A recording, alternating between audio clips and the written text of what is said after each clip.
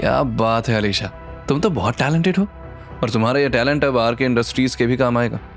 आज हम वाइन के लिए ऐड शूट करने वाले हैं। मैंने रील्स में देखा है लोगों को बिहाइंड द सीन्स वीडियो देखने में मजा आता है, तो तुम यहाँ रहकर वीडियो बनाओ और फिर उसे अपलोड करना। रिया वाले वीडियोस के बाद हमारे इस ऐड को और अच्छा रिस्पॉन्स मिलेगा।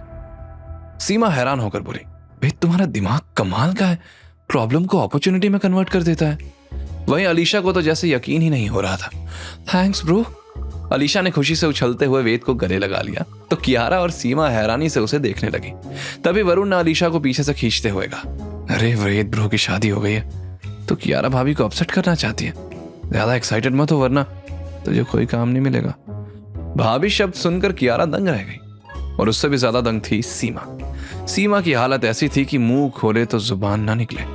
वो कभी कियारा को देखती तो कभी वेद को।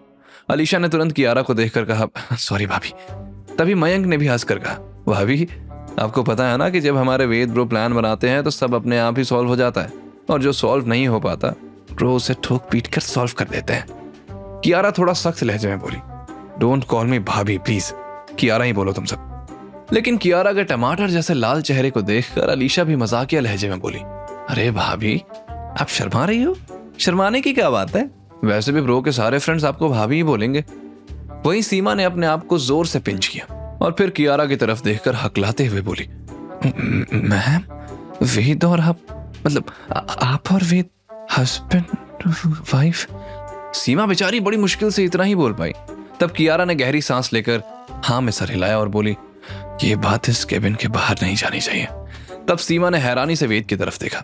वेद किसी भी हाल में कियारा के लायक नहीं दिखता था, ना उसके कपड़े और ना ही क्वालिफिकेशन।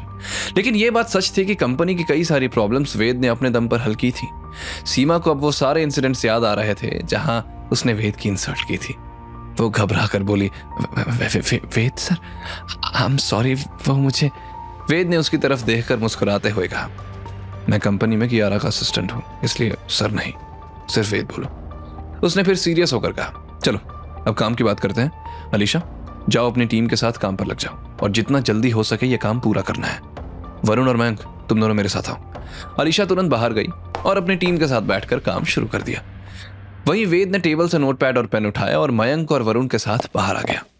उसने एक नोट लिखा और वरुण को देते हुए बोला, तुम दोनों ये नोट किसी भी तरह रोहन तक पहुंचा दो। हाँ लेकिन उसे तुम दोनों पर शक नहीं होना चाहिए, ओके? वरुण ने नोट पढ़ा तो हैरान रह गया। आज विवेक भैया ने बताया था कि सोनिया का मर्डर हो गया, लेकिन तुम्हें कैसे पता चला कि धनंजय ने कराया? और सोनिया के पेट में पल रहा बच्चा धनंजय सबरवाल का था? वेद बोला, ये मुझे नहीं पता कि बच्चा किसका था, मैंने तो बस उड़ता तीर मारा है। जो निशाने पर लग गया तो धनंजय की धोती में आग लगाने की चिंगारी मिल जाएगी। और रही बात मर्डर की तो आई एम श्योर कि धनंजय ने ही उसे मरवाया है। वरुण और मयंक तुरंत वहां से निकल गए। दूसरी तरफ मीडिया लिमिटेड के ऑफिस में रिया, अभय और विशाखा मैनेजर के पास पहुंचे थे। रिया रोते हुए एक्टिंग करते हुए बोली, सर आरके इंडस्ट्रीज वालों ने हमारे साथ बहुत बुरा बिहेव किया और बिना गलती के हमारा कॉन्ट्रैक्ट कैंसिल कर दिया। अभय भी ड्रामा करते हुए बोला, हाँ सर, कियारा रायजादा ने हमें पब्लिकली इंसल्ट किया, हम ऐसी कंपनी के साथ काम नहीं करेंगे। विशाखा ने भी उनकी हाँ में हाँ मिलाते हुए कहा, सर हमने तो कुछ गलत नहीं किया था, बस एक माइनर इंसिडेंट हुई थी, लेकिन उन लोगों ने इतना बड़ा इश्यू बना दिया। मैनेजर उनकी बात सुन रहा था लेकिन अचानक ही उसने टेबल पर जोर से हाथ पटकते हुए कहा, तुम तीनों मुझे बेवकूफ समझ रहे हो? कियारा रायजादा के असिस्टेंट सीमा का कॉल आया था मुझे। आरके इंडस्ट्रीज के पास तुम्हारी करतूतों के वीडियो एविडेंस है और वो वीडियो मैं भी देख चुका हूं। रिया डर कर बोली, सर वो एक्चुअली। Shut up. अगर कुछ करना भी था ऐसी जगह करते जहां कैमरा ना हो, इडियट्स।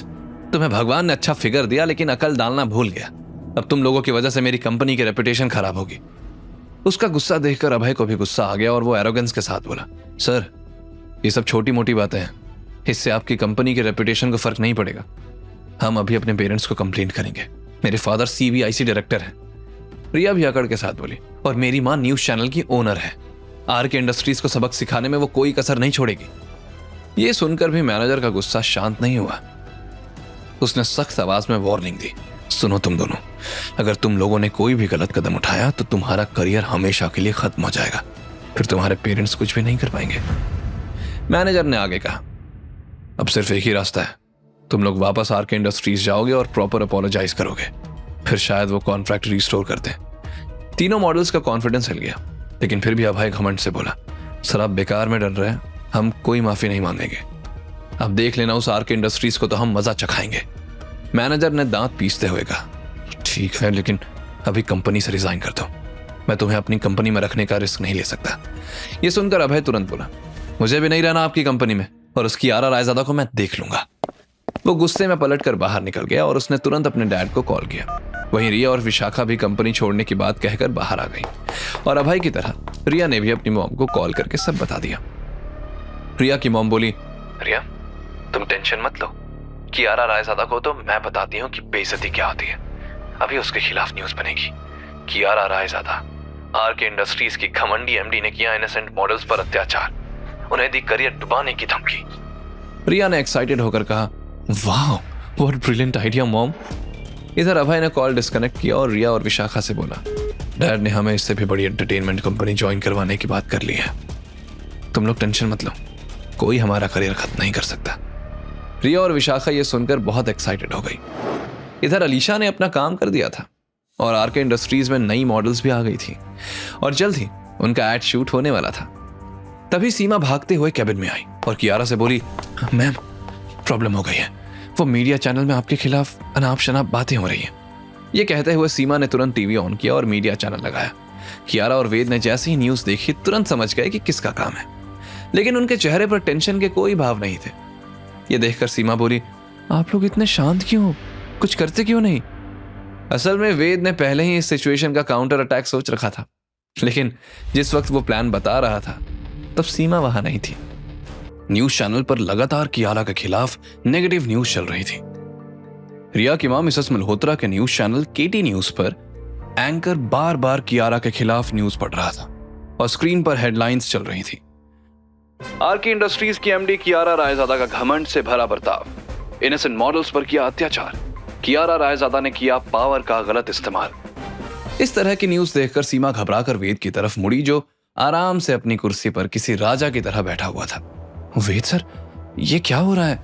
देखो ये मीडिया कैसे मैडम और हमारी कंपनी की बैंड बजा रही है, कुछ तो करो सर। वेद के चेहरे पर एक मिस्टीरियस स्माइल थी। सीमा पेशेंस रखो, अभी थोड़ी देर में तुम्हें सब समझ में आ जाएगा। सीमा फ्रस्ट्रेटेड होकर बोली, अरे कैसे समझ आएगा, ये न्यूज चैनल वाले तो हमारी रेपुटेशन को मिट्टी में मिला रहे हैं। तभी कियारा के फोन की घंटी बजी। सीमा ने जब झांक कर स्क्रीन पर नाम देखा तो घबरा कर बोली, अब तो शेयर होल्डर्स के फोन आने शुरू हो गए हैं, मैम आप कॉल रिसीव ही मत कीजिए। वेद ने अपनी घड़ी देखी और कॉन्फिडेंट टोन में कहा, trust me Seema, in news channel वालों ने हमारा काम आसान कर दिया है। कभी कभी दुश्मनों को हराने के लिए पहले उन्हें कॉन्फिडेंस नहीं, एक्चुअली ओवर कॉन्फिडेंस देना पड़ता है, और ओवर कॉन्फिडेंट इंसान हमेशा गलती करता है। सीमा कंफ्यूजन में अपना माथा पकड़कर बैठ गई। मुझे कुछ समझ नहीं आ रहा वेद सर, आप तो पहेलियों में बात कर रहे हो, प्लीज बताइए तो क्या प्लान है? तभी अलीशा एक्साइटेड होकर कैबिन के अंदर आई। वेद ब्रो, इन न्यूज वालों ने तो हमारा आधा काम खुद ही कर दिया है। सीमा ने अलीशा की तरफ देखकर कहा, तुम भी वेद सर की तरह मिस्टीरियस बात कर रही हो, आखिर माजरा क्या है? आगे की कहानी जानने के लिए देखें अगला एपिसोड सिर्फ पॉकेट एफएम के यूट्यूब चैनल पर, और के फॉर किंग के सारे एपिसोड्स को सुनने के लिए डिस्क्रिप्शन में दी लिंक से डाउनलोड करें पॉकेट एफएम ऐप।